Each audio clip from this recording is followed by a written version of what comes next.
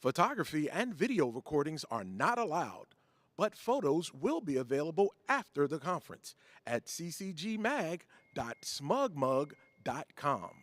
That's ccgmag.smugmug.com.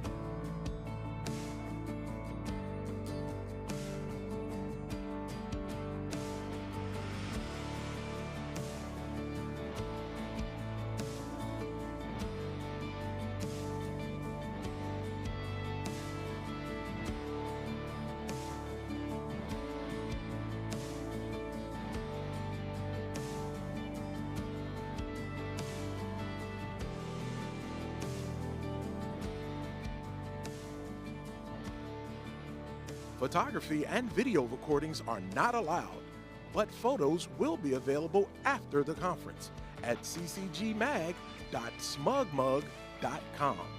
That's ccgmag.smugmug.com.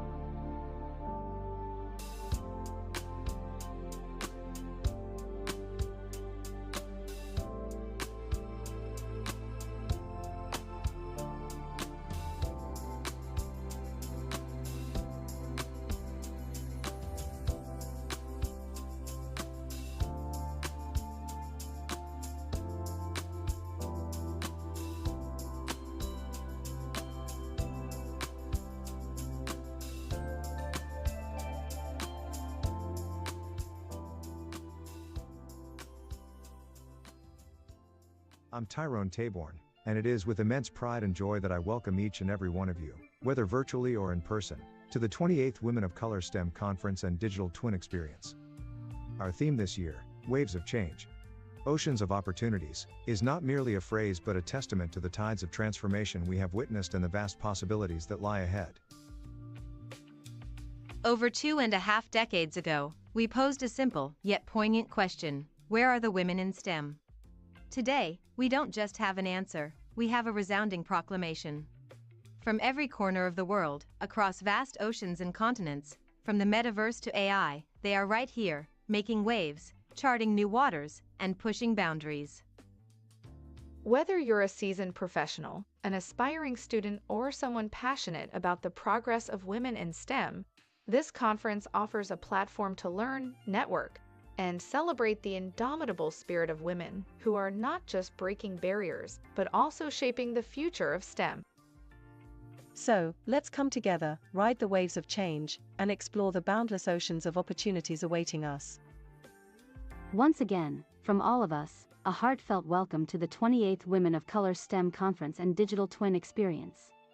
Now on behalf of women around the world, welcome.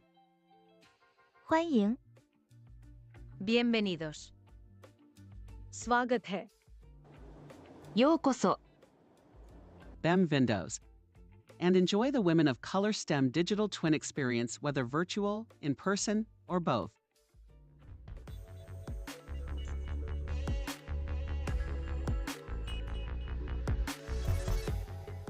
It's time for Leaders and Legends.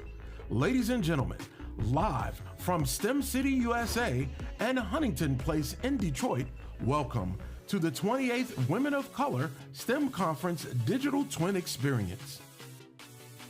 This event is brought to you by our conference co-hosts, Google, RTX, and Women of Color Magazine. Our conference sponsor is General Motors, and our Leaders and Legends recognition event sponsor is PepsiCo. Now, let's meet the host and moderator of this very special event. As an award-winning educator, she's on a mission to empower people to fulfill their STEM dreams. She's currently the Dean of the School of Engineering at Widener University. She is the recipient of the 2019 Women of Color STEM Technologist of the Year Award. Please welcome the ever-popular, the incomparable, a titan of technology, Dr. Pamela McCauley.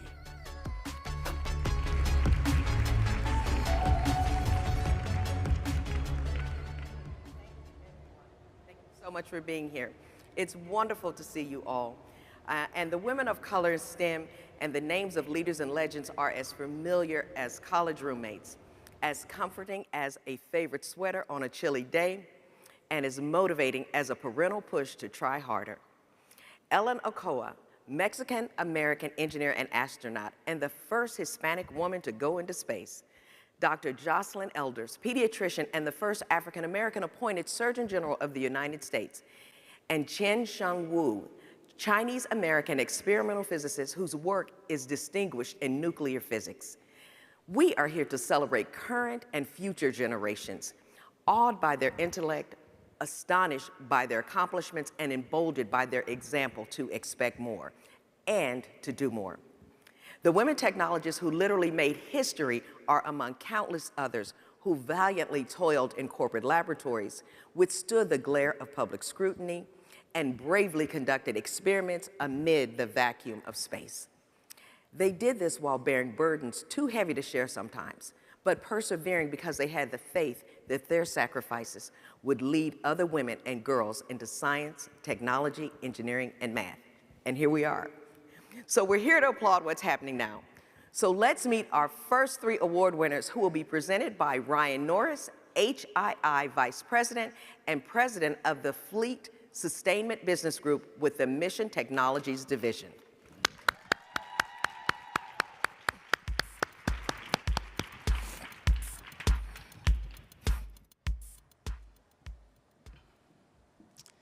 She was the first person in her family to attend college, launching a battle against the status quo that would encompass many firsts, including the first person of color promoted to senior director in HII's Fleet Sustainment Group, and the first Black woman to earn the title of Vice President in HII's Mission Technologies Division. While breaking lots of barriers, Sabrina has become an authority in engineering, contracting, acquisitions, and the aerospace and defense industry. She serves on the division's Diversity and Inclusion Council and is always looking for ways to help underrepresented groups. Please welcome a woman whose work, family, and community service make her the very model of success. Sabrina H. Bailey.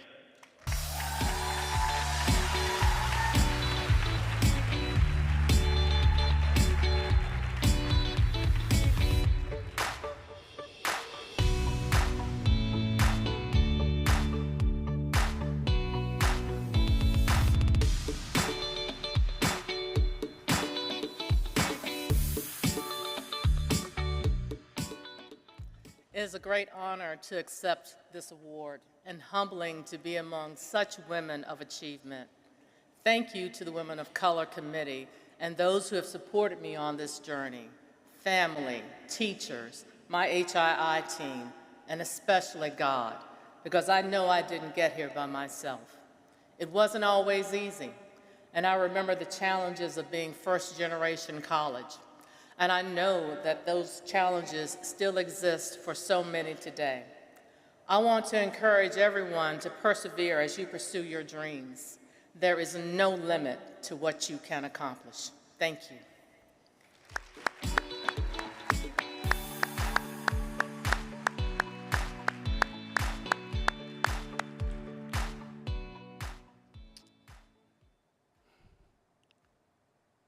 With 2 teenagers of her own, Deidre Hollins is an advocate for STEM programs and a teacher to the young people she mentors about cybersecurity and cyber safety defender.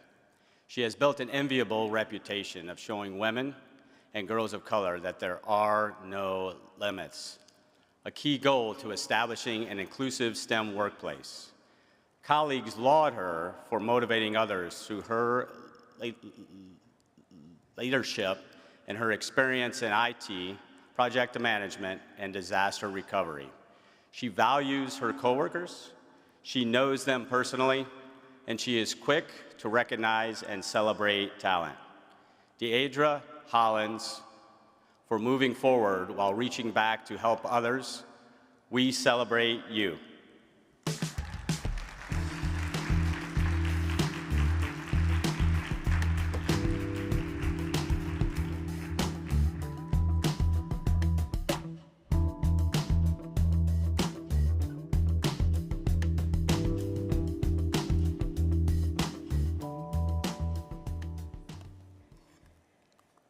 It is a great honor to receive this special recognition today. I am so thankful to all of you who have believed in me and pushed me to keep going. I am thankful for those who paved the way for me. Thank you to my peers, to my team, who didn't hesitate to nominate me for this award. And also thank you to my family for always supporting my dream. I want to take this time to encourage all women to continue being bright and pushing forward for those who will follow us. Encourage our children that STEM is the way and that their futures are bright. Thank you.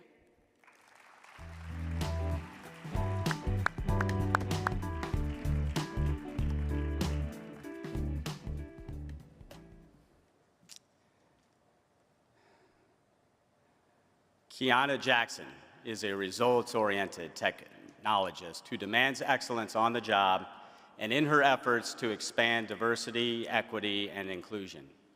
She is credited with leading the charge of K-12 STEM outreach and to managing engagement with HBCUs around the country, which has led to an increase in the number of Black interns for summer research and full-time opportunities.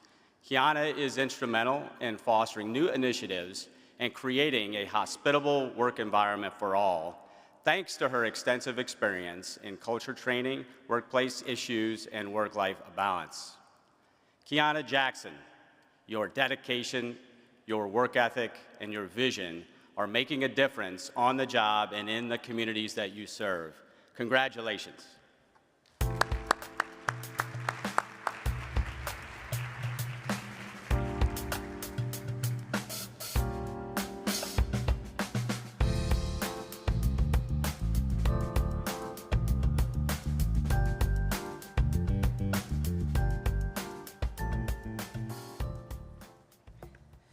Good morning. I am so grateful, honored, and humbled to be included with such an esteemed group of women. My dedication, triumphs, and successes echo the silent strength of countless minority women in the field surmounting unique challenges. The driving force behind my success lies in the belief that every hurdle is an opportunity and every setback is a stepping stone. To all aspiring women in STEM, embrace adversity as a catalyst for growth and channel it into excellence. For within every struggle lies the seed of empowerment, of your empowerment. Let's continue to break barriers by illuminating the path for those who follow and create a future where gender is no bar to STEM excellence and diversity fuels innovation. Thank you all.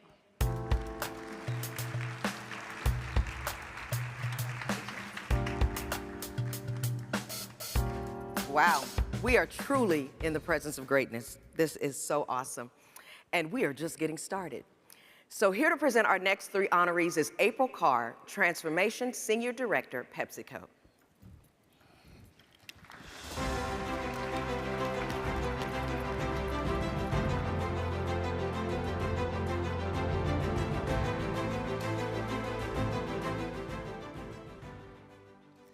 PepsiCo is proud to be a part of this inspiring celebration of the 2023 Women of Color STEM Conference.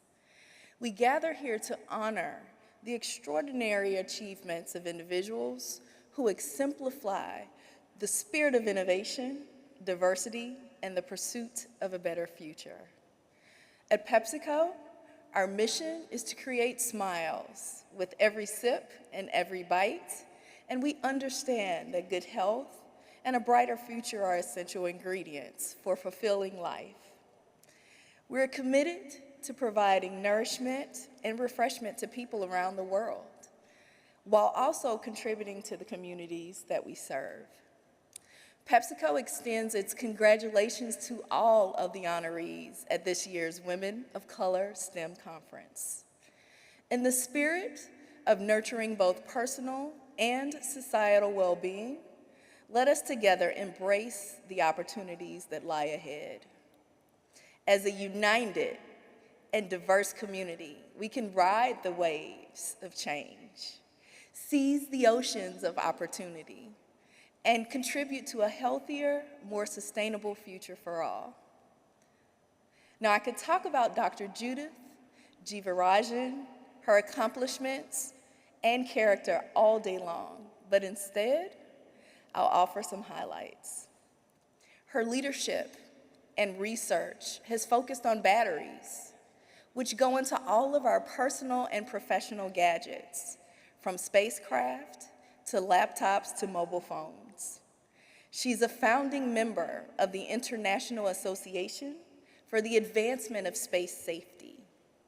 She is a published contributor to more than 150 presentations at conferences and has won numerous awards. Dr. Judith Jeevarajan, for your intellect, which is limitless, a heart to mentor the next generation, which is inspiring, and a determination to keep us safe. Thank you for taking charge.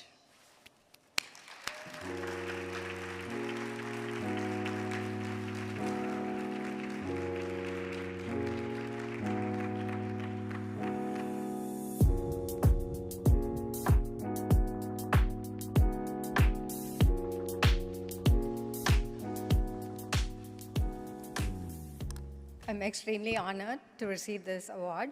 I would like to thank my peers for giving me this esteemed award. and recognizing contributions I have made in my career. This award is very encouraging and provides more momentum to continue to lead in the area of energy storage, and safety science. Thank you.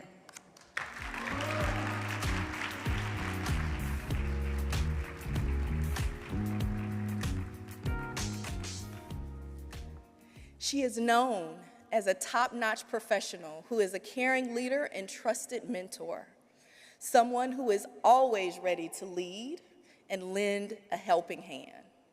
Her ability to create short and long-term strategies is a treasured resource to her organization's planning and execution. She is also lauded for quickly learning and leading new systems, processes, and people. Her commitment to a diverse workplace is demonstrated by her passion to provide opportunities to women of color from HBCUs, attending recruiting events, and arranging interviews. For her dedication to inclusivity in STEM, please welcome a trailblazing engineer, a nurturing mentor, and a faithful colleague, Autumn Leak.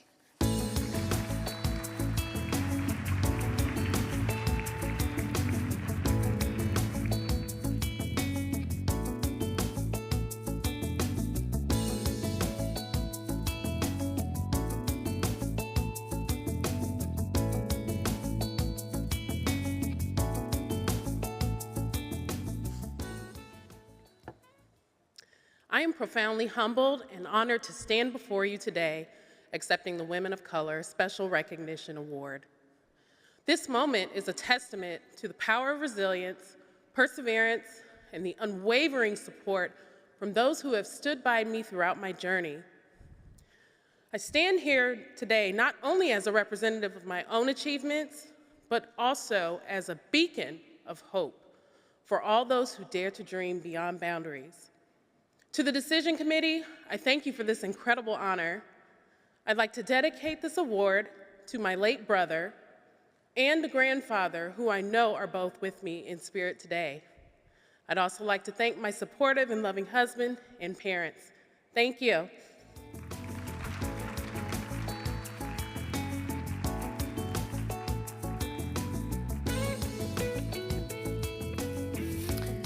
Wow, again, these women of color are fantastic examples of success, talent, and perseverance. And as Oprah said during one of her interviews, if it gets any better, I may just go jump over the moon. So we are indeed feeling a spirit of unbound potential and a genuinely inclusive workplace with the amazing achievements of these women. So I'm getting excited even more. Here to present our last three awards is the Senior Vice President and Chief Operating Officer for UL Research Institutes, Dr. Charlotte Farmer. How you doing?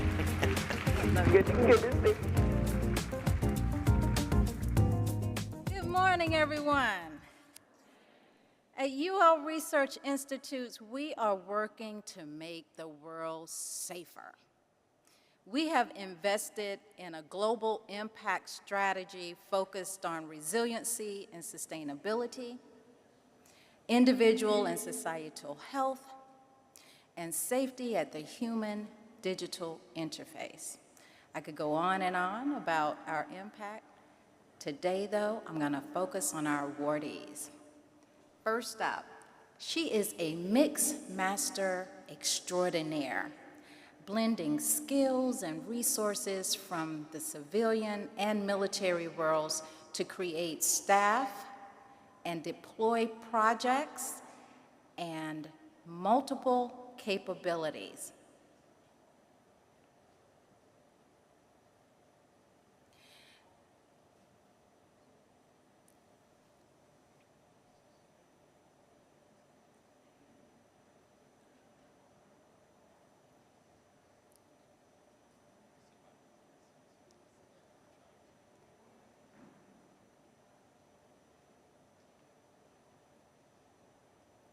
In case you're wondering why I'm pausing, you can look over your shoulder and see.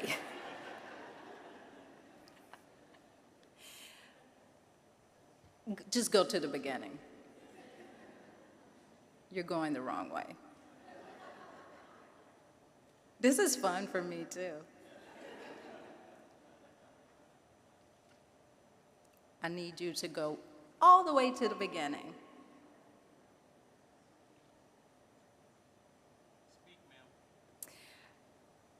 Help me welcome Gichanjali McRoy, who has been called a lot of things in her illustrious career, all of them good. Colleagues say she is an astute leader who demonstrates both technical and business skills, a role model of her peers, and a highly motivated person, focused supervisor, a person able to take a concept, develop it, and successfully put it into practice. As chief engineer, she possesses extensive experience in product design, from components to powertrain systems and vehicle energy management systems, especially continuing development of EV programs. We celebrate you today, Ms. Gichanjali McRoy, and your continuing climb to greatness in the global electric vehicle market.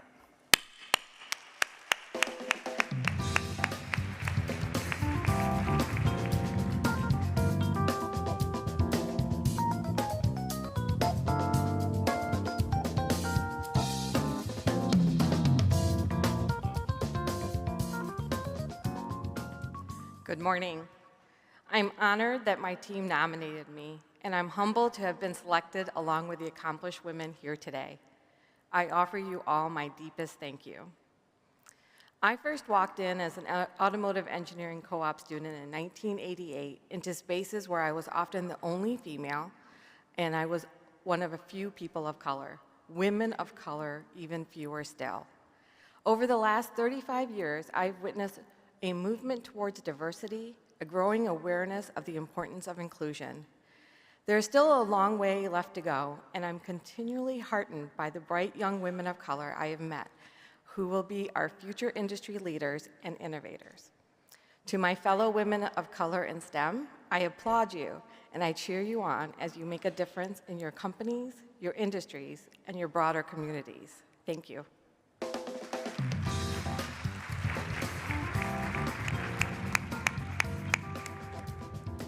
I think they've got me on track now, guys.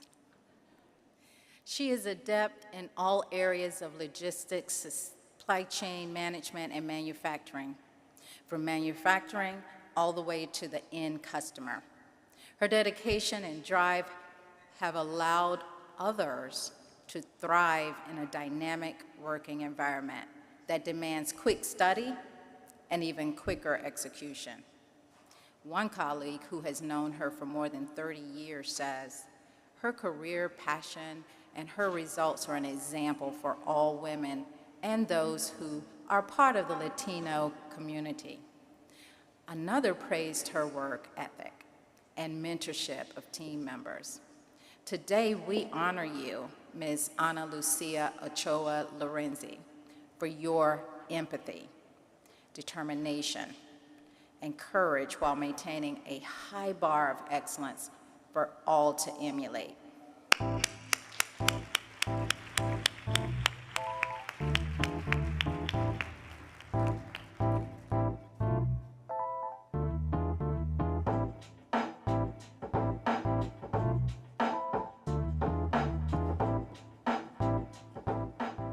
Good morning.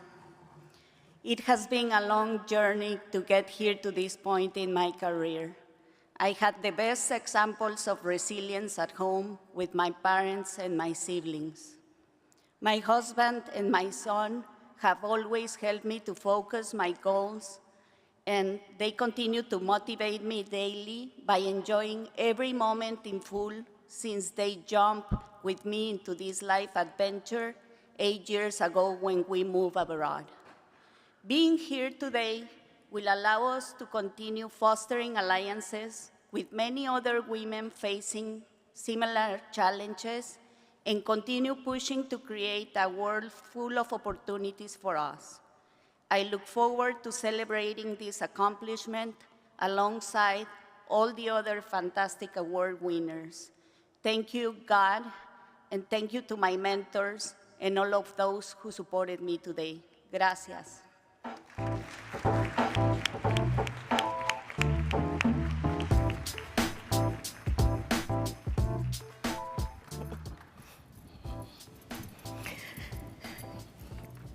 Awesome, awesome. Let's have another round of applause for our honorees. And just looking at these amazing women and hearing their stories and even the titles. I got my first engineering degree over 30 years ago, and I had never seen a woman of color chief engineer, and to have two walking out here on the stage, senior scientists, amazing women. It almost made me emotional just backstage looking at this. And so I am so pleased that you came out to help us celebrate these amazing women this morning. So now, let's take a look at some videos from our sponsors, and who we are so appreciative of.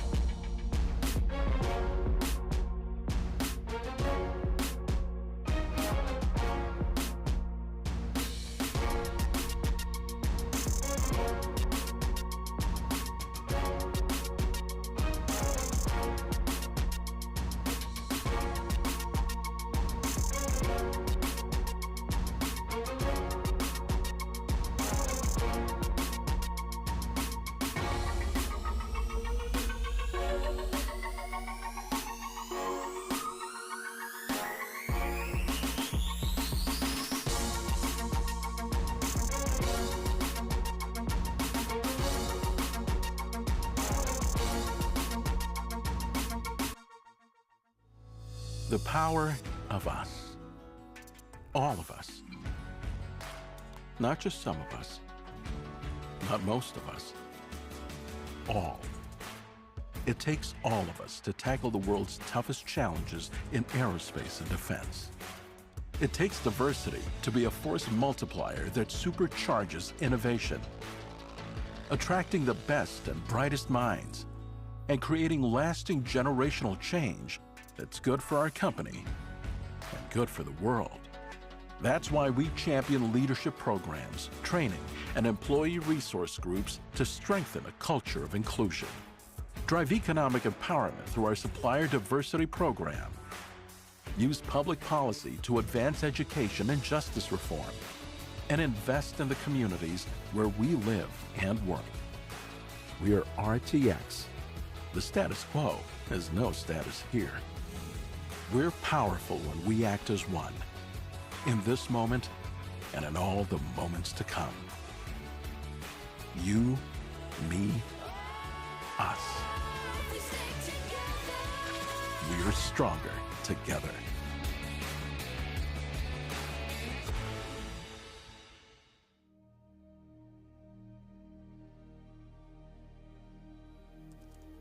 Even though it's a risk and I don't know what's on the other side, I'm gonna make a bet on myself. I guess I'm kind of looking at this as a sort of rebirth opportunity. I just quit my job and flew to Scotland with no money or plans or friends. This is day one of me exercising every day. I've really gone and done it now. It's about a farm.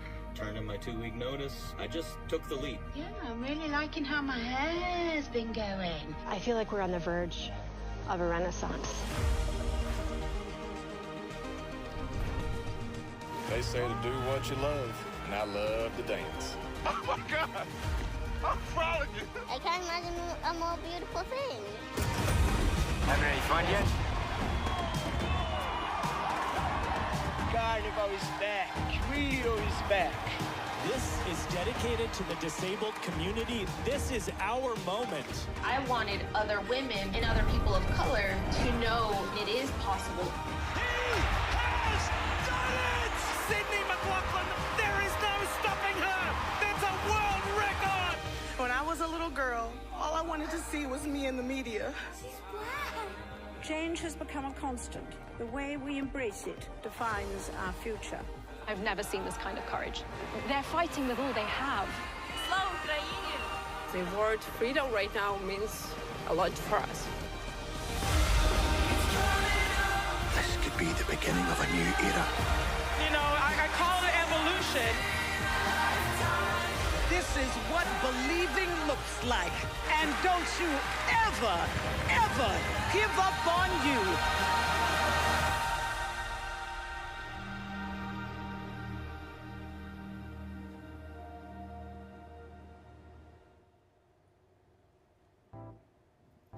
Wow.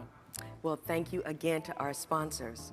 And thank you again for being here with us today. So now it's time to do a little bit of a shift.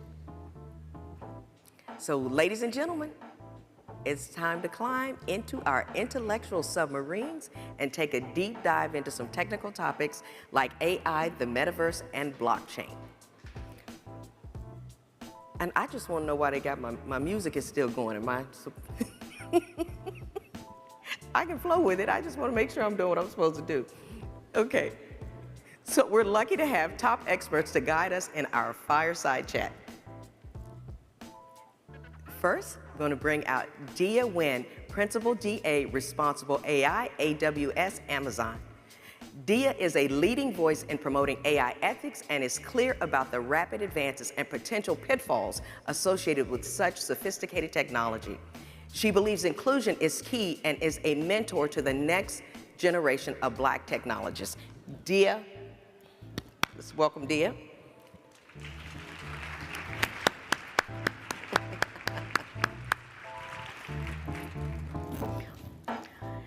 Next, we have Dr. Brandon Ha, Senior Manager and Technology Innovation Lead, PepsiCo. Brandon drives emerging technology adoption through technology research, experimentation, platform capability, and user experience to launch initiatives that will accelerate the company's digital transformation. Dr. Ha.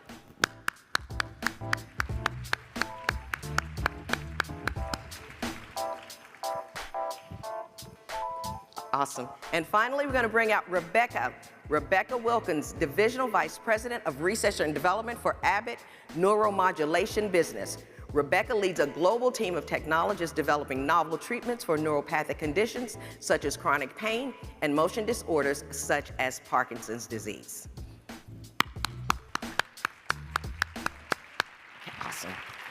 And I think we can spread out a little bit if you want to sit here. Okay. He wanted to be close to Dia. We're a good panel. And there's your mic, Brandon. So thankful, again, you all came out to join us, and we are excited. I can't tell you how fun it was getting to know these three folks. And that's one of the best things about this conference, just the amazing people you meet. I mean, we have some serious people up here on this stage, it's rock stars. So we are going to talk about a few things. Who has been hearing about AI? Raise your hand if you've been hearing about AI, okay? Even this morning, across my phone, ASEE, the American Society of Engineering Education, shared that Congress is pushing for an executive order on AI in terms of ethics. I mean, it's serious, and people are very concerned, so I'm delighted that we have this expertise up here to help us talk about this. So all of us understand the critical role that AI plays in the world and why women of color need to be an integral part of this world, of the world of AI. And from education to healthcare to business and even our mobile phones, AI seems to be taking over our professional and personal lives. I know I used it to write a memo just before I left my office. But what's the reality? I'd really like for each of our panelists to take a minute or two and tell us about how AI is impacting their work, their space, and how it might impact the workplace of the future. And I think we can all gain some insights and nuggets here. Dia's even going to help me figure out how to use AI to write the next edition of my textbook, right? So we'll start with you, Dia. Well, first, let me say it's a delight to be here this morning, and I am glad that I made it. So are we. We're so glad. I was coming in from Boston, at Boston College Law School, but I get the fortunate pleasure of being able to lead a body of work at Amazon Web Services. So not Amazon proper, but Amazon Web Services, the technology arm of the organization. And a few years ago, I started a practice which is focused on helping our enterprise customers initially, and then expanded to other areas in terms of startups and people in the sort of public sector. But the intention was to be able to help them understand where there were areas of risk, unpack unintended impact, and then actually put in place what I would call an operating model the structure with culture, people, process, and technology in Can order you to say be that able- again? Culture, people, process, and technology. Okay. in order to minimize those areas of risk and maximize the benefit. And ultimately, the intention is not just to maximize the benefit for the organization, but for society. And so that includes women, of course, but other demographics as well, because what we understand with most of what we do with AI, as well as other products, we typically design for the majority. And a lot of the areas where we have bias and other things of other spaces of impact happen on the fringes, on the outliers. So some of our focus is intended on addressing those areas of risk, making sure that we actually are building in inclusive ways so that we benefit more of society and not just majority populations. Absolutely. So, I mean, if you're going to build something that's inclusive, might help to have some inclusive people on the team. So, Oh, absolutely. Brandon, what have some of your experiences been as it relates to this? For me, my main focus at PepsiCo is to drive our technology innovations. And part of that, the main part of it, is to do technology research and scouting for new technology. AI, to us, is game changers in a way that is transforming not only how we work, in terms of productivity, in terms of the things that we can focus on doing the higher order of thinking instead of doing the mundane tasks that we see in the day-to-day. I think that's one of the most powerful things. The industrial engineer in me loves the productivity that AI can add to your workday. So that's so powerful. But go ahead, continue, Brandon. Yes, and not just only that. It's not only just internal focus. We're also focusing on the society at large, to the point. It's about being able to enable us to focus on sustainability in terms of transforming. Think about how we're going to be working to better the planet as a whole. So things in that nature is what excites us when we think about AI and the digital transformations. Absolutely, absolutely.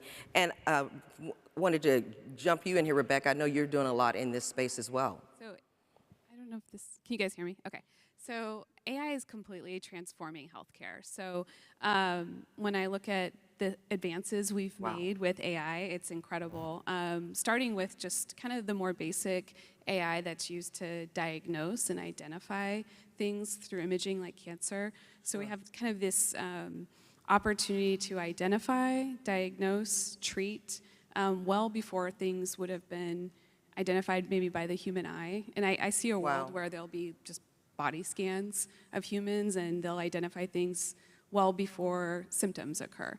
And then with the onset of generative AI, I think that completely changes how we talk about healthcare. Can you say tell us a little bit about what that is? Yeah, I mean, I think, so there's been a lot of discussion about the role of a physician and their expertise and how accurate could a diagnosis come from generative AI.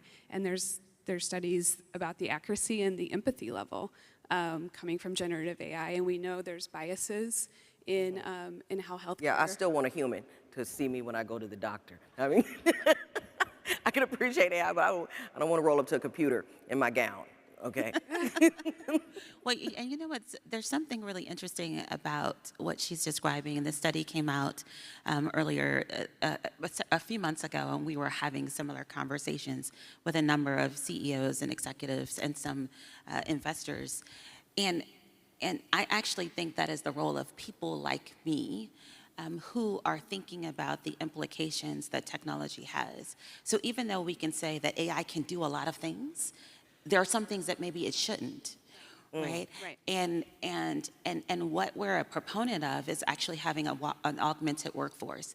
Of course, there are things that AI can do to replace some of the things that we've done, but ultimately we want to exist where AI is augmenting our capability and not replacing individuals, especially in roles where there is a critical need for human interaction. And so I'll give you an example of this, and this is a healthcare one. I was sharing in the back that I recently had this transition into being a caregiver because my father had a stroke. And he had a pretty massive stroke, and we were blessed that the chief of the department of neurology was attending that day and has now taken over his particular case.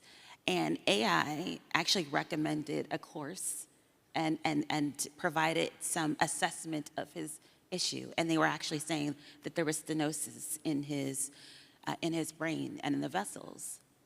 And it was based off of the size of the stroke that he had and other things. Wow. But when this chair of the department looked at his situation in totality and actually observed other parts of his records, she actually found that what it was suggesting and the course of treatment was not appropriate for him. It was something that would have fit the majority. And so those are the reasons why, as you say, we need doctors in the loop, because there are cases where on the outliers, because of other things and factors that it may not catch and may not be as accurate in. Right. And we need people to look at the totality of the situation, right? And yes, it can absolutely digest, process, evaluate tons more data than we ever can. Right. But there are still conditions and factors where it is not 100% accurate, and having human interaction is absolutely essential. Completely agree. I think the expertise is always going to be needed. And then you think about where there maybe that specific expertise isn't needed, or where there's areas that are, what fits the masses is easy, and how that could expand access to healthcare for like marginalized communities. And things like colds or runny noses or flus, how much expertise is needed in some of those areas versus like stroke and brain injury and things like that. And go ahead, Brandon. Yeah, I just wanted to piggyback on that and add to it, make it more generalized, beyond just the healthcare. But if we think about it, AI itself is just a tool. At the end of the day, it's how we use it, but as humans, we are accountable for just not just implementing what is there from the result from the AI technology. Sure. And we should always think about us as our intelligence on top of AI and how we can combine it to really bring out the new scientific discovery. And that's the point I wanted to bring it out as well. That's an excellent point. And drive efficiencies, right? And then quickly get insights that we might have gotten in different ways, but we get there faster. Get to that higher level of AI. And that really gets to one of the points that we want to talk about. Is it really a way to equalize the playing field for those who are socially and economically disadvantaged? Or is it going to increase that gap? So because those who have AI could potentially accelerating faster, more productive, and those who don't, won't. But is there a way for us to ensure, or are there things we can do to make sure that more folks have access to AI so that it can accelerate them? So as a technologist, I absolutely believe that there is the potential for it to help equalize and level the playing field. I said there is the potential, but there are a couple of things in between what is potential and what can be reality. And so the technology itself, the tool itself operating, no, without people actually putting the right things in place and being intentional about the ways in which they're designing, building, implementing, and using AI. And so you made a comment earlier today or earlier in the segment, about the fact that we needed inclusion. Well, you don't get leveled playing field without having the right people that can influence those decisions. Because if we could, then we would have it already, right? And so it actually requires intentional action and a structure in order to ensure that you are building, designing, and thinking about how we solve problems in a way that's actually going to be beneficial and level the playing field. I'll use this example. Again, it's a healthcare one, just that happens to be present to mind. But a healthcare company has now been able to, with AI, using our services at AWS, is able to, within 15 months prior to clinical manifestation, predict the likelihood of an individual having heart disease. And I think it's something like every 46 minutes someone is dying of heart disease, the #1 killer of people. And more people of color, yes. So just recognize, or just think about the fact that we now have the ability to predict this in advance, and what they can now do in order, in the case of looking at preventative or care. But what typically happens is that some of those services and benefits go into certain communities, or might be a benefit for individuals with private insurance and not those with Medicaid or Medicare, right? So we have to actually think the technology is there, we have some benefit, but then in our implementation of the thing, right, in our rollout, then we also have to be thinking about how do we provide that kind of access to others. And so again, there's potential, but there's a lot that has to happen between that potential and and the ways in which it gets implemented in order to see that realized. Yeah, I love that on the intentional implementation. When we think about there's state-regulated screening of, in certain states, new babies, where you screen for different health kind of conditions. I see a world where if AI is an efficient way to quickly screen, if it's kind of a regulated type thing, that you screen everyone for these conditions where early intervention is really critical, like autism or something like that. And so those tools, if they are easy and efficient to implement, they could readily be available to everyone. And see, I'm trying real hard to control myself because I am tired of people being marginalized in STEM. We know how to get people involved. We know how to get people access to resources. And I don't want the same story to play out in AI that we've seen for generations, for years in STEM. If we know these technologies are beneficial to these communities, just like you said, Rebecca, we know how to screen babies in the hospital. You remember when we used to have, for those of you in my generation, when you had a baby years ago and you brought the baby home, you just brought the baby home. Today, you can't even take a baby home without a car seat from the hospital, okay? And we know how to get things into communities. We need to get AI into these marginalized communities. And I am so excited that we're having this kind of conversation, but I am concerned, very concerned, as I said, that rather than narrowing that gap, that it's going to increase it. And I mean, when we think about it, so this along these lines, go ahead, dear. Related to that, and I think it's important because we also recognize that there is going to be an impact on the way in which we work and the jobs that are available. And so this is another area where you talk about the opportunity to widen the gap exists, which is why, you know, programs that I've been a part of, and so just a couple of weeks ago, we had Girls Tech Day, which was a day intended to expose middle school girls to technology, right? And STEM, as well as art technology. And programs like that are essential because we want to bring technology into, you know, areas of the underserved or underrepresented. But then that you have to go beyond just that exposure to then creating other opportunity. And so AWS also created a AI ML scholarship, right? Because we're investing in the next generation of future leaders.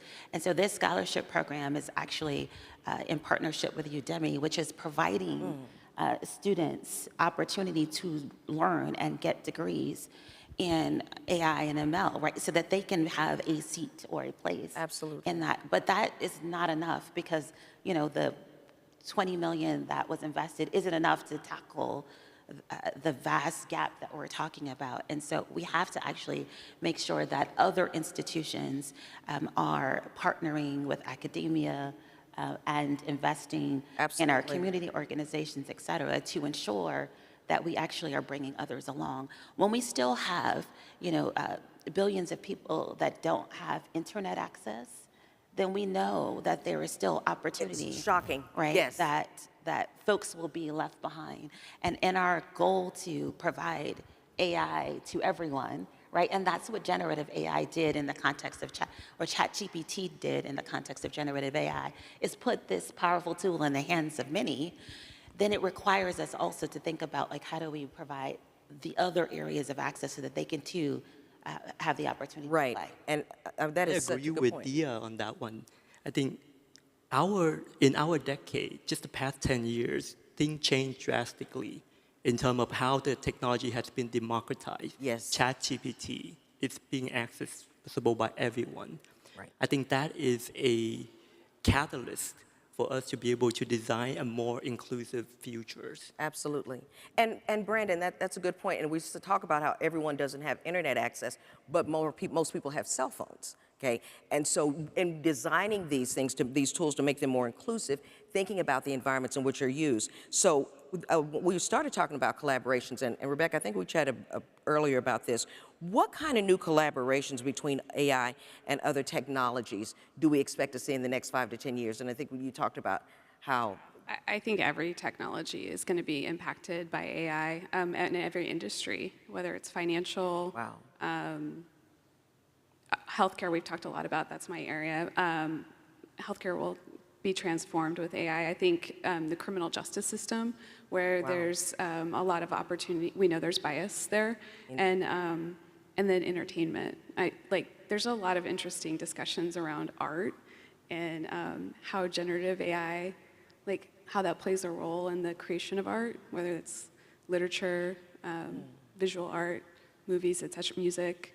So AI can't be an author, can't be listed as an author in a book. That's what my publisher told me. Yeah, and with art, what do we find meaningful? Is it the comfort of a pattern that we see often, which is something maybe that could be generated through AI, or is it something unique and new and beautiful that people haven't seen that's really moving for art? Right. You know, there's just, I think every industry will be transformed through AI, and I think the industries that don't embrace it will kind of be left behind.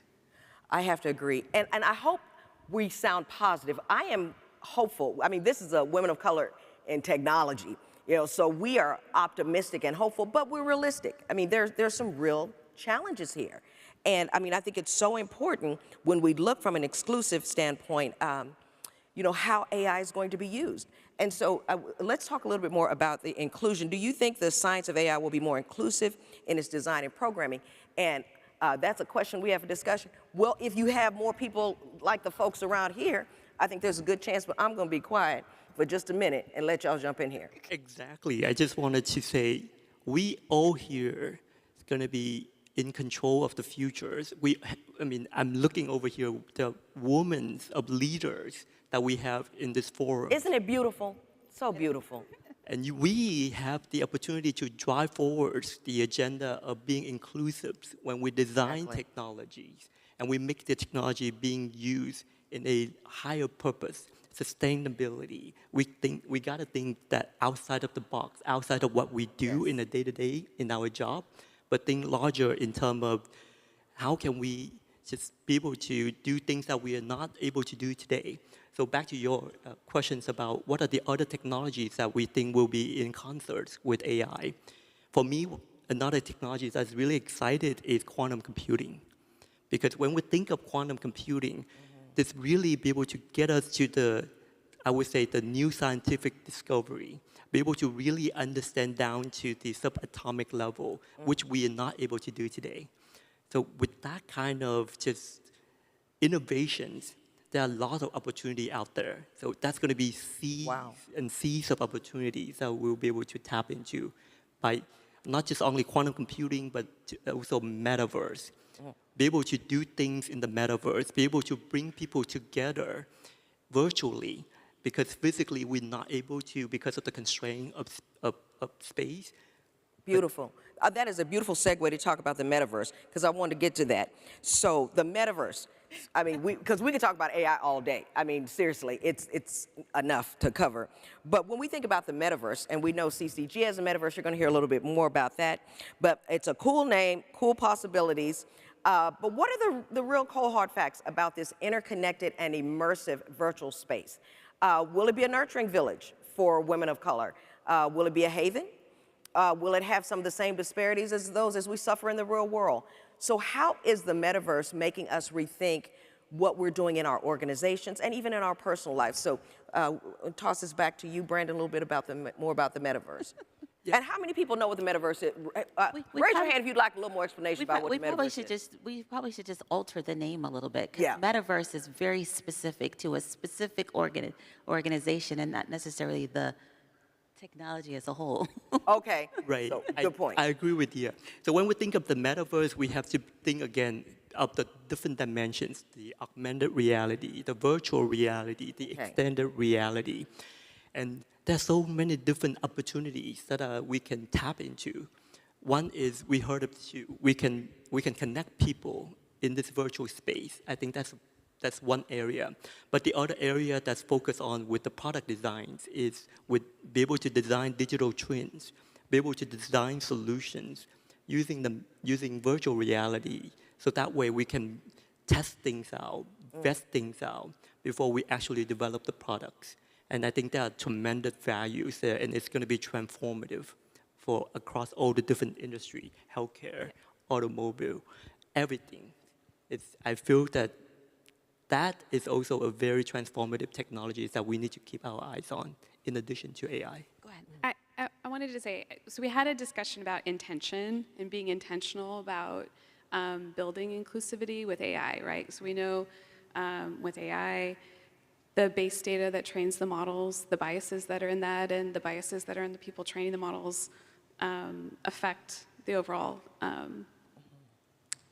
the results. I think it's kind of the same with metaverse. Like, you have to be intentional about how you create that environment. Right. If you want it to be a more inclusive environment, you have to think about the biases that are built in even creating an environment, right? And so there has to be intention behind inclusivity as you create that augmented reality. Otherwise, you're just sort of building the reality you have into this new augmented reality. Right. So you're just dragging those biases and marginalization aspects into it.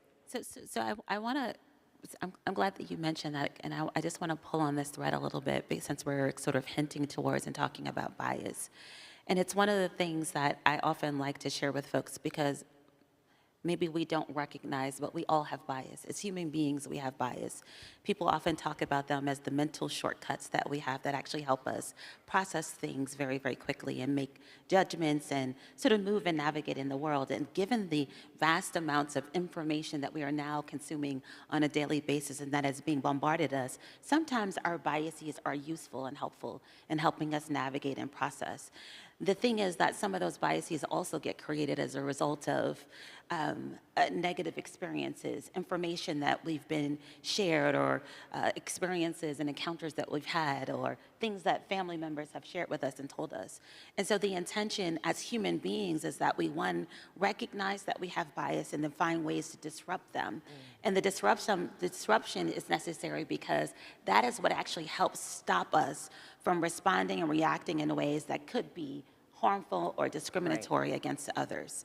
So when we start thinking about that in the context of technology, and like you said, Gartner did a study and they said that 85%, Gartner industry analysts said that 85% of AI projects would fail or deliver erroneous outcomes as a result of the bias in the people, in the data, and in the algorithms, right?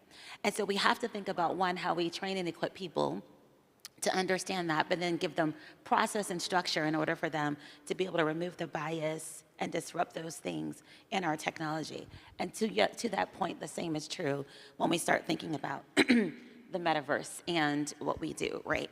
So bias is going to exist. The intention is, how do we then build in ways that we reduce that, and also think about the ways in which we implement and deliver technology so that our individual biases aren't governing, right, the deployment, the use, the access of those. And so I just wanted to kind of elevate that, because I've often heard that people say, oh, we get rid of bias. We don't, right? I have them.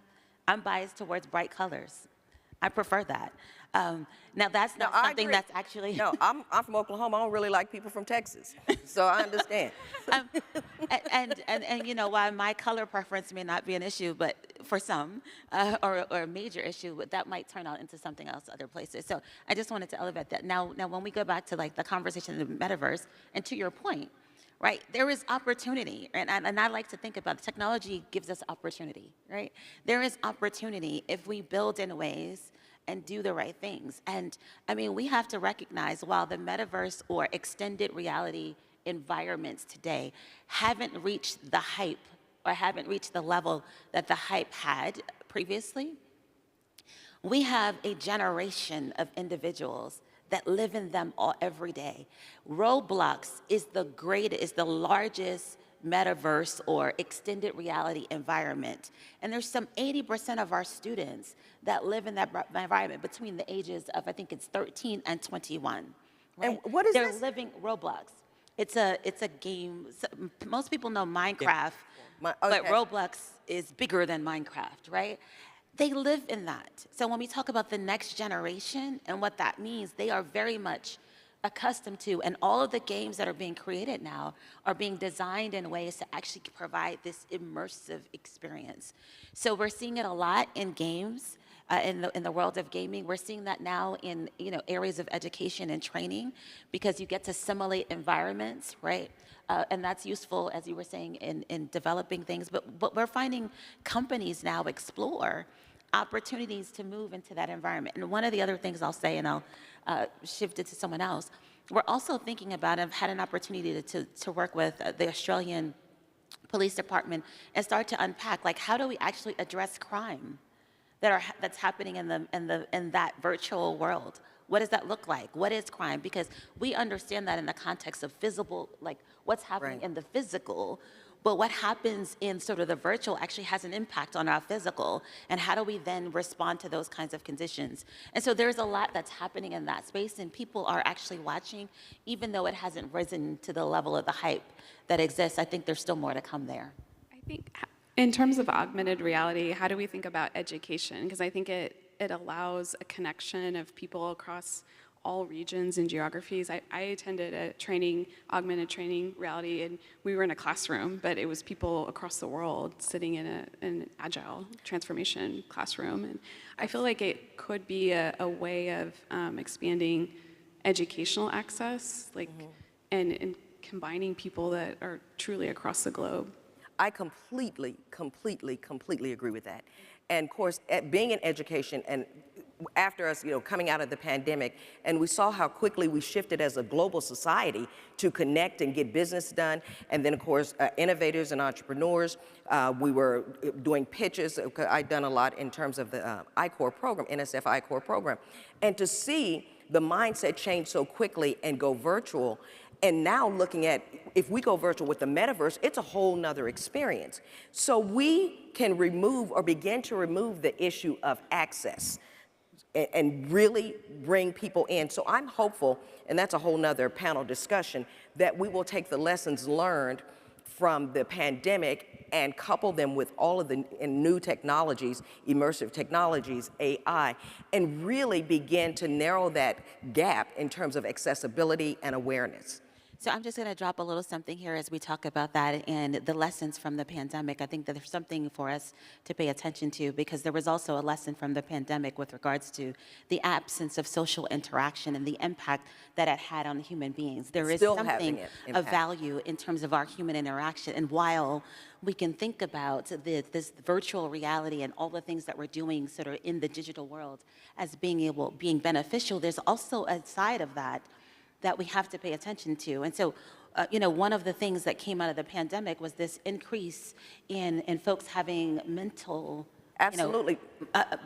people not being mentally well. Yes. And the increase in the number of people that were depressed, the increase in people that were exploring suicide, and the number and the way in which that has impacted our children.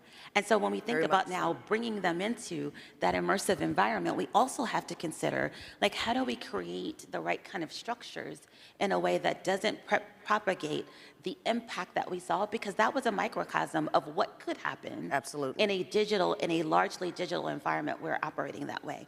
And so that's why I'm a proponent of us always thinking about, like, human interaction is essential. It actually is critical for the way in which we engage, process, learn. And so we have to be careful about preserving that even as we start to embrace technology. Oh, excellent point. That is an excellent point. And we saw a lot of that and still seeing it in higher ed in terms of mental health challenges that resulted from the pandemic, because we couldn't see each other. And then, when we got back together, I mean, we were scared. You had to stand 6 feet apart, and, you're doing virtual hugs. So it was, we're still feeling it. I think it'll probably be a decade until we start to see some real changes in the academic space. But want to talk just a little bit about one other topic, blockchain and financial inclusion. Now, I'll be full disclosure, I had to go to YouTube and see me a video on blockchain, okay? But these are words that can paralyze even the most adventurous technologists.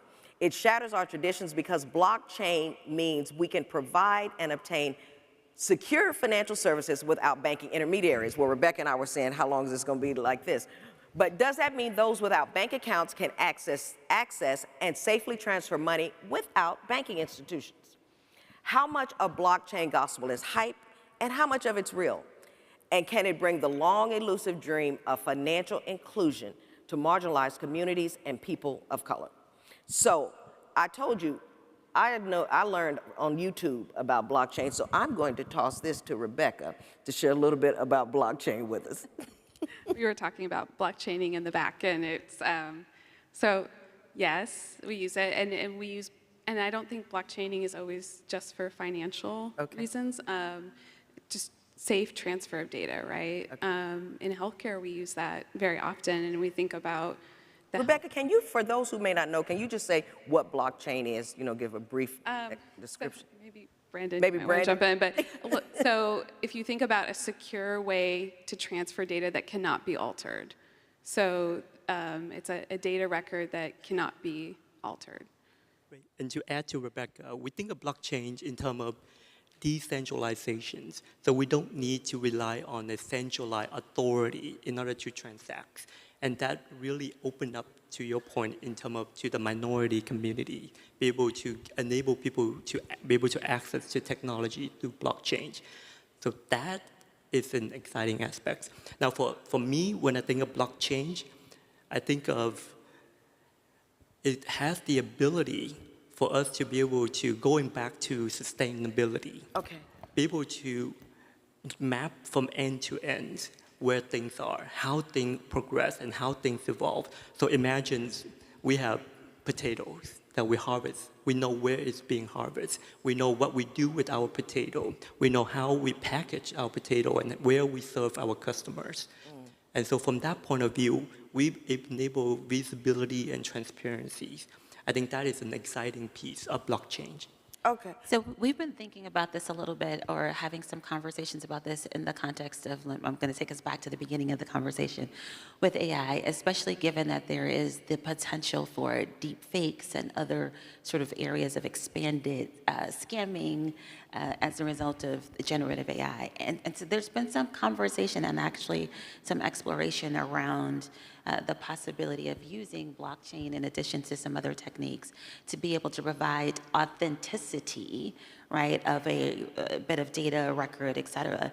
So when information is being passed or when you're receiving certain things, like the fact that I can ensure that this particular piece of technology came from this source, and watermarking is another sort of consideration, but blockchain takes it even further. And so I don't want us to think and limit our perspective of blockchain being applicable to finance only, because there are a number of places where I think there is thought, some test and exploration about where it can be valuable as giving us a pretty credible and authentic way to be able to track or monitor data. And I think that's so important in the whole digital transformation. As more information is passed, we need a way to ensure that that data is valid and it's not fake, right? Right. So are we using blockchain and we don't know it? I mean, in your personal, your business life, I mean, you know how we can send money with Cash App and Venmo? I never, the little lemonade stand now you can pay with Venmo. These kids are so sophisticated. So, I mean, is this something that we're going to continue to see more of? Well, I can tell you that I get the opportunity to go to a number of industry analyst conversations, and I think there is still, this along with the metaverse is one of those areas where we still haven't seen kind of the interest or the level of movement as much as there was hype. But there's still, blockchain in particular, I think there's a lot of utility that can end up coming of this. And so there's still an expectation. It's being used in certain industries and spaces, but not kind of widespread. I don't personally use it. I explore it a little bit, but I don't personally. I mean, I did a little in the EFT space, but yeah. I think for me, I really encourage everybody to go out there and at least understand the concept of the technologies. And it can potentially be the next AI kind of transformative things that is disrupting every single industry.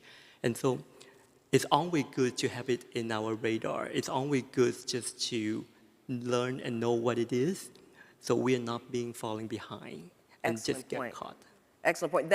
That's such a good point, and I'm so glad you all pointed out that blockchain's not just about money, but it's about information.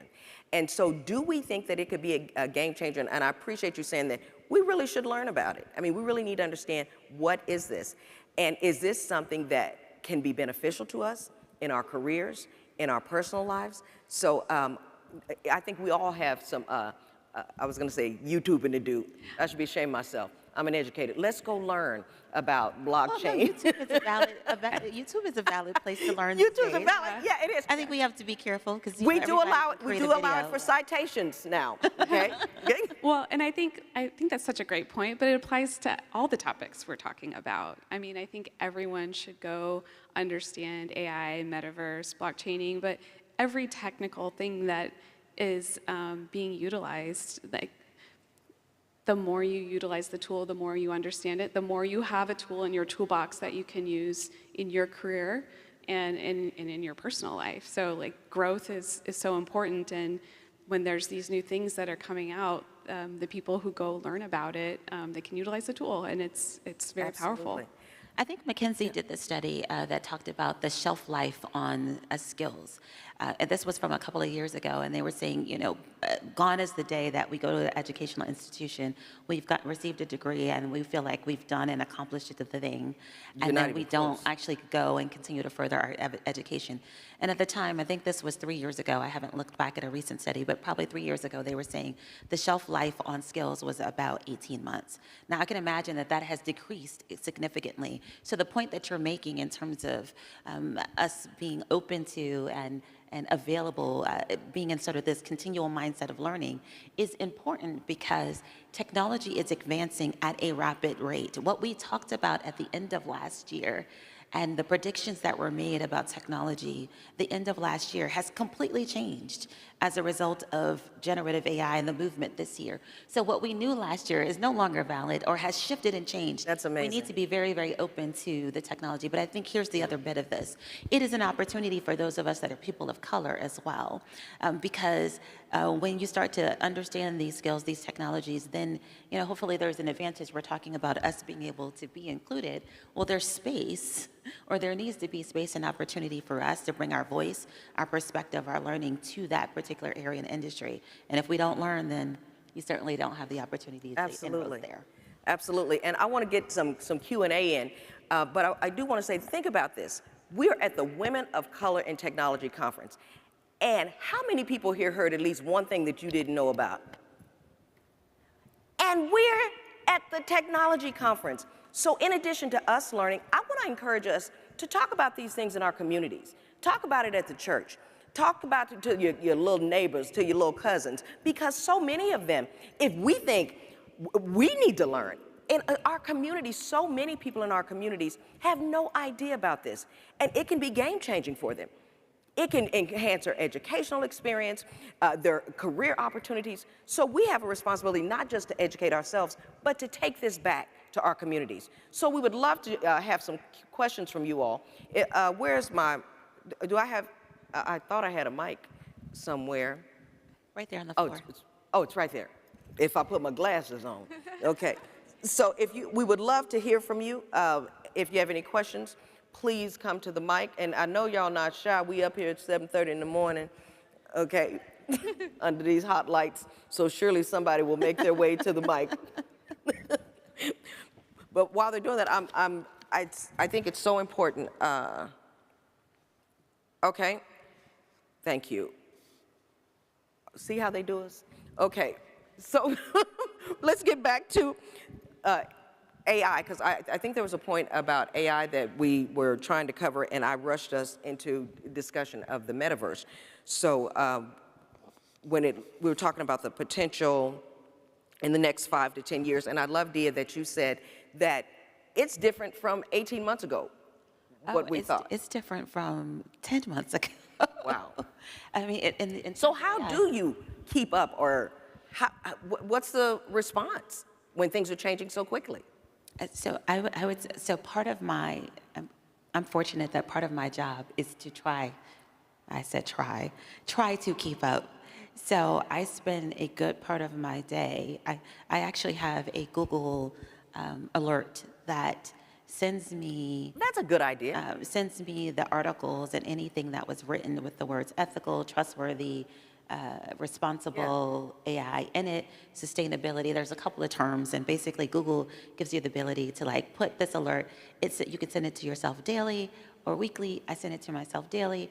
I get that alert in the morning. So you don't have to read 10,000 periodicals. Right. Okay. So it sends you like whatever was published that it has indexed, and it sends it to me an alert, and I look at that and I scan through some of it gives you the title and scan through them and find a couple, because I can't read all of them, because you would be amazed how many things come out every day.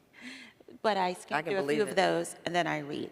So part of my day is just exploring what's happening in the news, what's happening in that space. But there are tons of classes that are available now. So for those of you who don't mind using AWS kinds of things, AWS has a site called Skill Builder, AWS Skill Builder, content for free. Hear that? Any one of our services, AI, as well as other cloud technologies, everything that we do in the way of our services, database, et cetera, all of that is available free, and that was introduced during the pandemic. And so that's available for folks, and it gives them Say that again, that's AWS? AWS Skill Builder. Okay. Excellent. And so that's a platform, free content, but Udemy and other courses are existed now that are sort of lower barrier to entry, lower cost, but you can get, and most of our major institutions are now providing courses through those online platforms as well. So I think that's another way in order to expose yourself and kind of stay up. And then for me, there are probably about 10 or so different newsletters, et cetera, that I have on my, that are sending me stuff regularly that I scan through as well and read.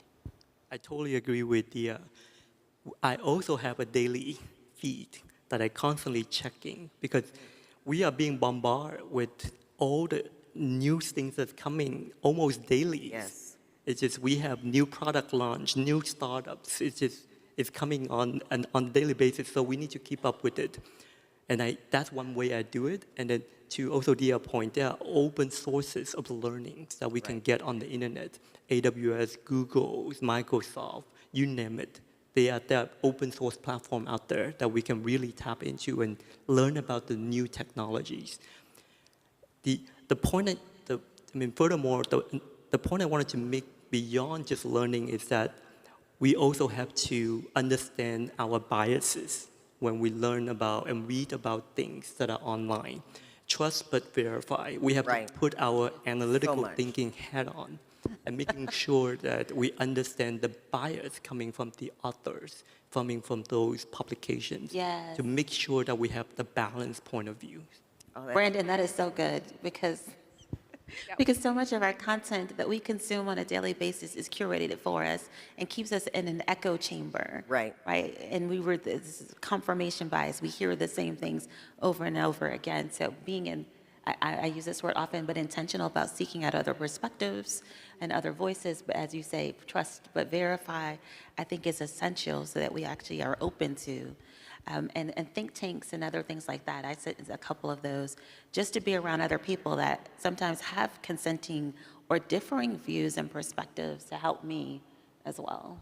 Yeah, and I think I love the intentional part of this, and also I don't see a world where our expertise isn't needed. It will always be there, but how you kind of use the tools to get started and then learn from it.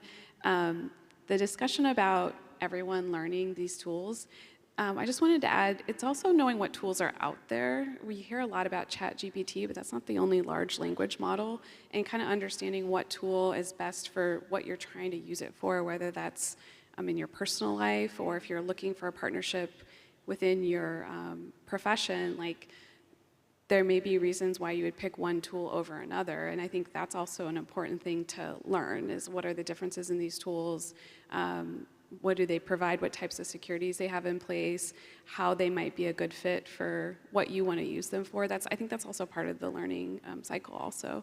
I agree. I'm so glad that we're talking about learning. And everybody, seriously, try it. I mean, some of us, how many people have tried one of the AI tools? Okay, so a lot of us. So, and if we're feeling good about it, we're using it even more, and then really learning, you know, maybe how to take it to the next level. Certainly in the educational community, we're concerned, you can ask it to write a chapter for your thesis. You know, and so there are some real big concerns. On the other hand, my daughter's finishing her doctorate, and she's using it for research. And I've been very impressed with her school, how they're guiding them on how to use it. Because AI, it's not going anywhere. And so guiding them on how to use it to collect data and not data, but to do a review of the literature. And so there are ways, and if we will spend time with these tools and technologies, that we can learn to use them in an advantageous way. Yeah, in the education space, I'm excited about some of the use of the technology in particular because we recognize that folks, the way that schools have been structured, people with neurodiverse or differing learning needs aren't often well served.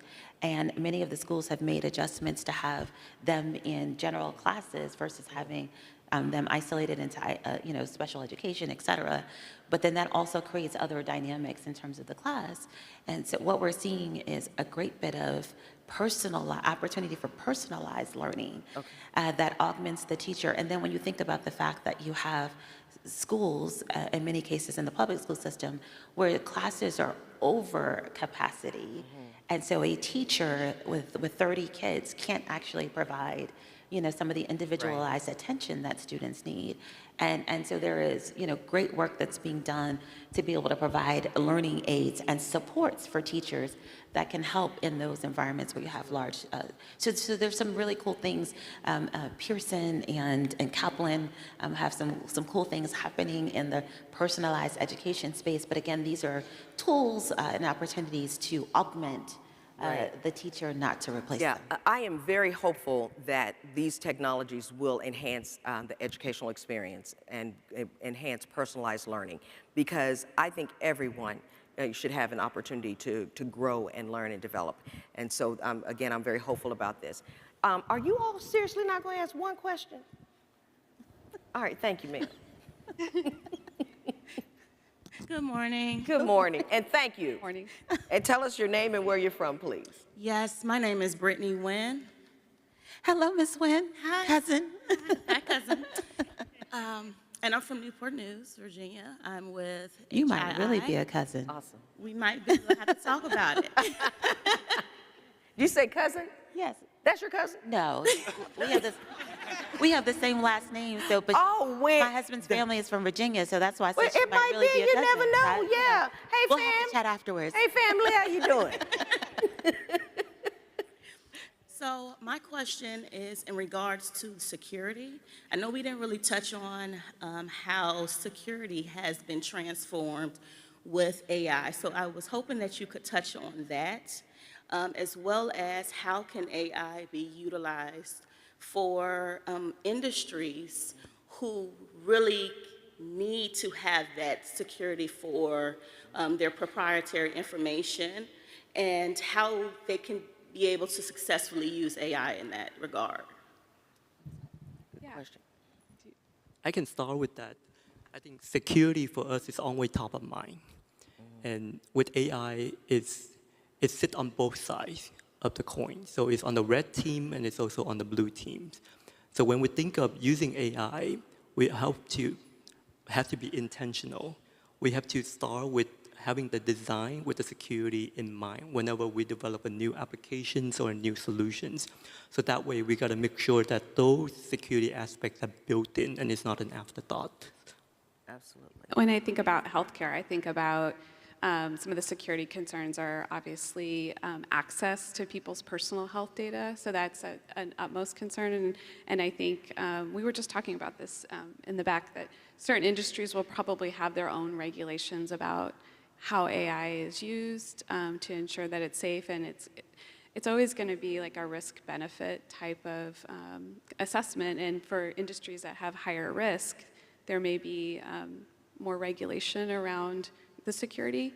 I also think about like national security, military defense. I think those are areas where they are using quite a bit of AI, but they're very cautious about how they're protecting their proprietary data and ensuring that that data isn't getting in the wrong hands, so that the work that they're doing is safe and it's helping secure like our national security. That makes sense. That's such a good point.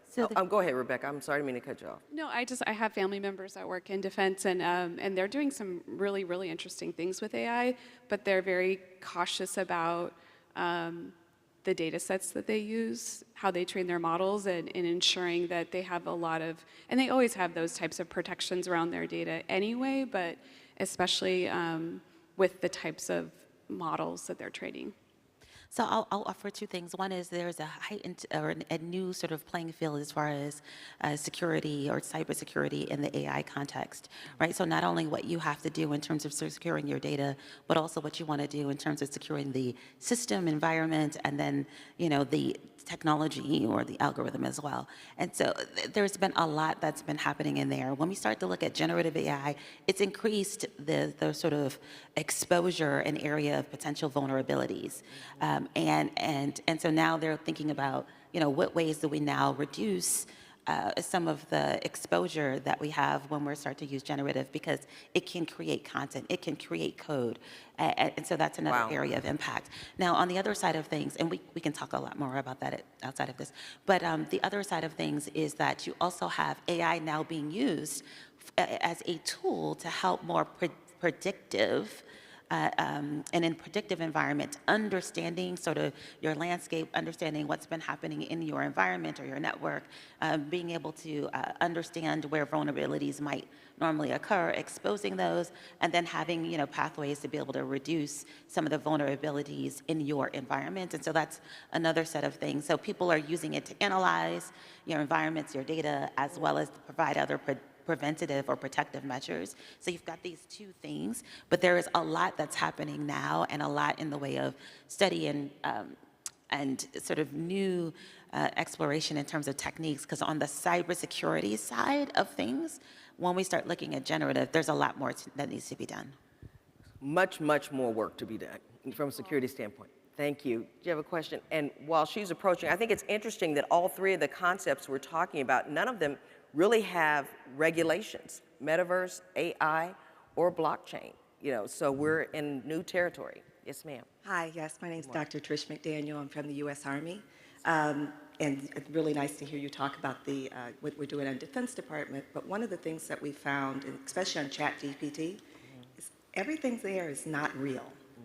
And so, or accurate. Or accurate, very inaccurate. So as you talked about generating data, I had a scientist come to me and he had asked for citations on a certain topic. And so he asked ChatGPT, they came back with citations on a certain topic. When he started looking at them, they weren't real citations. Wow. They had never actually occurred. The articles had never been written.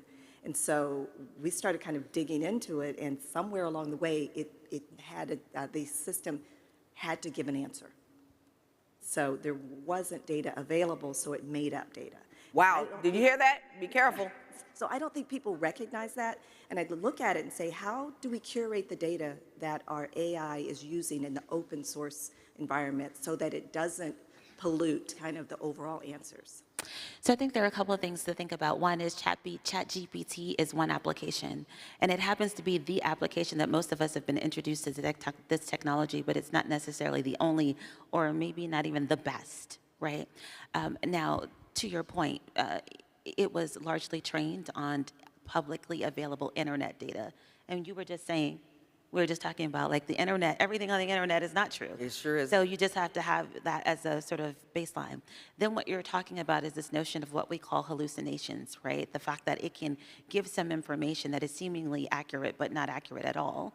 And in part it does that is because it's predicting the next word, or trying to think of what would be logically applied in terms of, you know, the content. So you ask for a response, and an author might have logically written something that looks like this because the author typically writes things in this tone, in this nature, and so it will create or report things that are that would be likely, but not necessarily accurate or real. Now, some of the ways that you get rid of that is the one what they call retrieval augmented generation, right? The fact that you now augment the data and the responses with some data or context that you know that is true. The other thing that people are looking And at that's is called retrieval augmented RAG, yeah, retrieval augmented generation. RAG. I'm sorry for the technical. The other thing is like is fine tuning, which the intention is to give it data or constrain the subject such that it is only providing responses back relative to the data or the industry or your particular use case. And so when we start taking this out of general purpose game kind of technology, which ChatGPT is, and think about the kinds of ways you will apply the technology in enterprise or business cases, you're not looking at ChatGPT. You should not be using that in that way. And so you will employ, and your science team should be employing other techniques in order to reduce the blast radius, and constrain the environment and the data so you get more accurate results. Excellent. Thank you. Absolutely. I think if I just reiterating the point that Dia make is we have to be cognizant about the data that we use because we can't just use the internet. So, I mean, we are in a scientific community, so we don't do our research on the open internet. So we got to make sure that we have the trusted source. Absolutely. Always started with that. And then just within the parameter of the model itself, we can provide instructions for us to not hallucinate or minimize the risk of hallucinating by the model. So that is another point of it. And then lastly, this is the point I wanted to bring back is trust but verify, because ultimately, as human, we are accountable for the outcome and not the tool itself. Absolutely. I think it's all saying your expertise is still needed, right? It goes back to Rebecca said, let me say this one more time. Tell us again. It's not replacing expertise, it's augmenting, but you still are responsible for the content. Absolutely. And you need to make sure that the content is accurate. And just to clarify, he wasn't looking for technical data, he was looking for incidents that had occurred around a certain topic. So certain incidents in the world. Yeah. And the other thing is, again, so you're using an application that has a sort of shelf life in terms of its date, right? So things that are going to be more recent would not be available in that. So all of those things have to be considered in the tool. It's just like, and we've used some examples here, but going back to, I used to have to do research with Encyclopedia Britannica. And we would go to the books, right? And then we had the New World Encyclopedia, and you had different ones, and you would look at what the different books say, depending on the particular topic, and then you would get other sources. And so we actually have to employ some of those techniques, especially when we're using, again, a general purpose tool that is created in a public sort of environment with the vast array of data that we're talking about, and some sources that aren't necessarily reliable or skewed. Because here's the thing, more than 50% of the content that is on the internet is created in English, and English is not the primary language, so that is already one area of bias. It's created here in the US, so again, another area of bias, and predominantly white individuals. Now, when we start looking at social media data, that's women. And so we have to recognize that then we're going to have a body of data in that particular use case that is skewed. Right. And also skewed to certain perspectives, certain regions. We're not even talking about like where you get representation from other places.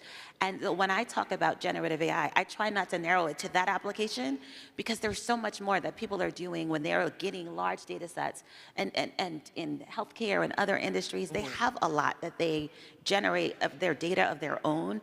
And then they're now using that base model just for the learning that it provides and augmenting that with the data from their organization so they get real valid results. What that foundational or that foundational model does, GPT-3 or 3.5 or 4, is it provides the foundation or the fabric for the way in which this model is learning, right? And the other insights that it can provide. Then you want to now take that foundation and layer your data and information on it so that you can get something that's really accurate and meaningful. Absolutely. Back to your point that we need to be involved. So I want to make sure, thank you. And I think we have another question. My name is Mathilde Payton. I'm with Northrop Grumman, and I work out of the Azusa, California facility. I would like for you to share where you use AI in your work and your non-work life. I heard earlier a memo that was done before the meeting today. AI, well, I mentioned the memo. If I'm called to do a speech real fast, I'll use it. So those are things I have not used it much in my technical space, more just in the writing space. So we use it all day, every day, and every one of us does. So on your phone, if you write a text message, you use AI because it actually will recommend the next word or the possible word that you should use, and you all have done it. You go to type, and all of a sudden it's suggesting a word that's AI. If you use any of the mapping technologies, MapQuest, Maps by Google, Waze, which is my favorite, AI, in our devices, if you call customer service for almost any company and you get that voice response and it detects your voice, that's AI. There is very little that we do on an everyday basis. If you use if you use teleconference, any of those, Zoom, Chime, WebEx, they have AI. You mute out the background because you don't want them to see what's happening in your home. That capability to do that is created by AI. We are using it every single day. Every one of us. And we have been for some time. I think people are now sort of heightened to certain uses of it because of that particular application. But the reality, it has been around and it's been making our lives easier because I love ways that can navigate me around. Oh, I do too. Real It saves time. me a red light ticket. And all that stuff is, or your ability to just search for the right kind of flights that you're going to take. Like everything has some levels, some kind of, and I'm being careful about my words, some kind of AI, because most of it is machine learning, but some kind of a sort of AI in operation that we've been living, breathing, and using all the time. If you watch Netflix or any of those other streaming platforms, they're using AI. If you buy anything on my favorite site, Amazon, you're using AI. Surprise, so, right? I use it all day long. And anything that is offering up something they think you might like to buy, there's an AI element to it, right? So, and Brent, I see we have one more question, but did you want to quickly respond? Yeah, for me, I don't know if other people are using it, but for me, it's helping me to put the final touch, the finesse on how to deliver on things. So, for example, I'm skeptical of the technology, so I do all my own research and making sure that it's accurate. But then the way that I'm using Gen AI is helped me in terms of putting together the presentation, putting together the memo, putting together things that, because it's very powerful. We can tell it to put it in a specific tones. Whether it's briefing to executive, it's different to briefing for engineer, briefing for product teams. Just make sure you add your own touch to it, please. Yes. Because everybody is doing that. Yeah, absolutely. Thank you very much. Sure. And it's, we got one more question, dear. Very quick. And it's funny you mentioned encyclopedias. Depending on the age, there's some people in here who've never held an encyclopedia. But I make my sons use them just That's good. That's good. Yes. Hi, good morning. My name is Vanessa Phillips. I have a question, so I wrote it down. So while I love the concept of AI and how it can improve the different things, my question is a healthcare question regarding AI healthcare and regarding AI and costs, right? So with that being said, how do you see AI affecting the cost for insurance, like healthcare insurance and medical bills? Okay. That's a whole topic right there. Yeah. I'll be quick. Okay. So where I see AI helping with cost is where it can drive efficiencies and optimizations in like a healthcare clinic, right? So it's like a tool. So could that bring the cost down? Yes. Will it be extended to the patients? I think that's maybe a more complicated question. Or is that a margin profit that hospital then takes on? I think there's so yes, with an asterisk, right? I think it provides an opportunity, but I think we still need to kind of explore that a little bit more. I think AI Where it can help with cost is if it can identify patients early. So there's early identification, early intervention. It could prevent people from moving into these very expensive, big disease states, right? We talked about heart failure, some of these other large, expensive disease states. So if there's an opportunity to use the tool to identify it early, intervene, treat the patient. There's a lot of movement towards personalized healthcare. Everyone's really interested in their own healthcare and with sensors and these wearables. I think everyone kind of okay, how many steps did I take today? What's my heart rate like? What's my sleep like? So we're all kind of learning about our body through data. And I think AI is going to be really helpful. So I'll just wrap it up really quickly. But I think when it's used to kind of gate these big, expensive diseases, that's where you're going to see lower cost overall in general for society. Awesome, awesome. Did I tell you these people were incredible? Let's give our panelists a hand. This has been such an incredible discussion, and we could go on so much longer with people so learned, so brilliant, and so unique in their perspectives. I just can't thank our panelists enough. But guess what? We have one more amazing woman to honor, and that's what this is all about, celebrating. And so we want to do this very quickly. Her diverse and unique skill set make her an invaluable asset to the complicated engineering and management projects that she is assigned. And her track record of mentoring and training a new era of engineers is enviable. And all have been quite successful in their career growth and contributions to the field. She is especially talented in dissecting complex topics and extracting critical findings that expand scientific knowledge, which explains why she is the author or co-author of 70 papers, from plasma ion source to physical chemistry and radioisotopes. We salute you, Dr. Yoko Kawe Parker, and your skill as a scientist and your humanity as a mentor, which helps women of color grow in STEM fields. They want us right here.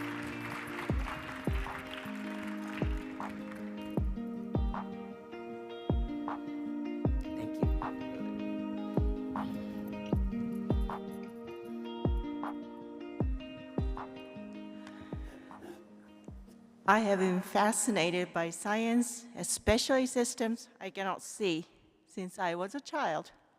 My fascination drove me to STEM, which became the foundation of my career. I feel extremely fortunate to receive this special recognition award. I'm thankful to my coworkers, my supervisor, my husband and daughters, all of whom share in my success. I believe each of us is unique and can enhance STEM and society with our knowledge and passion. The more people that get involved, the better our lives get. I look forward to learning more about all of you in this community as we continue our special STEM experience. Thank you. Awesome. Congratulations. Thank you. This way. Okay. So this has been wonderful, wonderful way to start the Saturday. So I want to thank all of our panelists, these brilliant, brilliant folks up here, and you're as a wonderful audience for your special knowledge on critical aspects of technology and just for being here with us this morning. A special thanks to all of our sponsors for this important event. And be sure to enjoy all aspects of the Women of Color in Technology STEM event. There's so much for you here. I assure you, this has been a great resource throughout my career, and if you take advantage of it, your career will thank you. So I don't want you to forget to take advantage of all the multimedia goodies available, including and especially composed Women of Color STEM music available on popular streaming devices. Please tune into WOC TV on Channel 51 at the Detroit Marriott and check out WOCSTEMDTX.com online. So take care of yourself, make it a great day, and thank you for starting your morning with us. And once again, congratulations to all of our honorees. I think they're going to want to get a picture of us up here.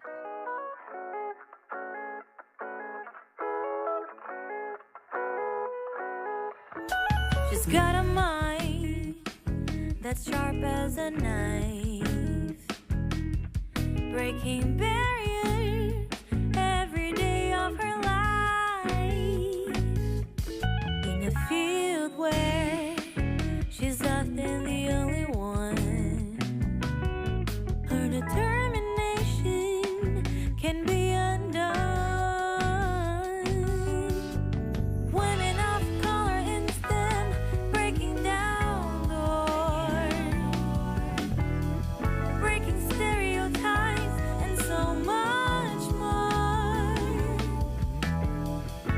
Their contributions to science and tech will inspire generations to come. You bet.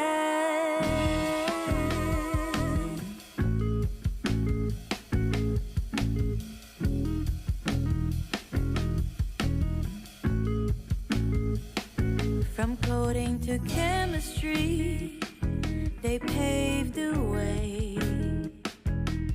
A brighter future every single day. They're brilliant, they're strong, and endlessly bold. An inspiration for the young and the old. Women of color in STEM, breaking down doors, breaking stereotypes, and so much more. Their contributions to science and tech will inspire generations to come. You bet.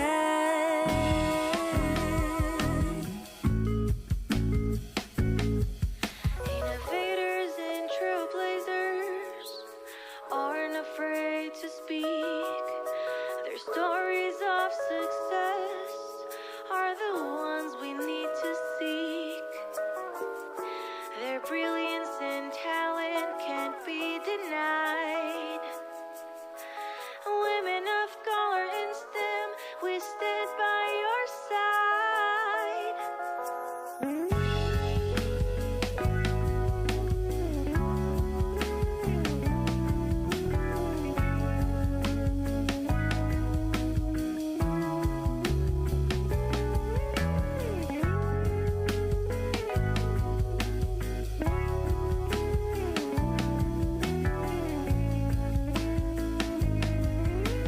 Women of color in STEM, breaking down doors, breaking stereotypes, and so much more. Their contributions to science and tech will inspire generations yet to come. You bet.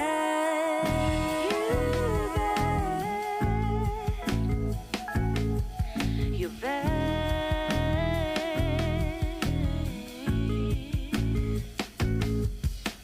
Women of color in STEM, keep reaching for the stars. Your accomplishments will take us far. You are the future, you are the change. Let your brilliance shine. It's time to reach.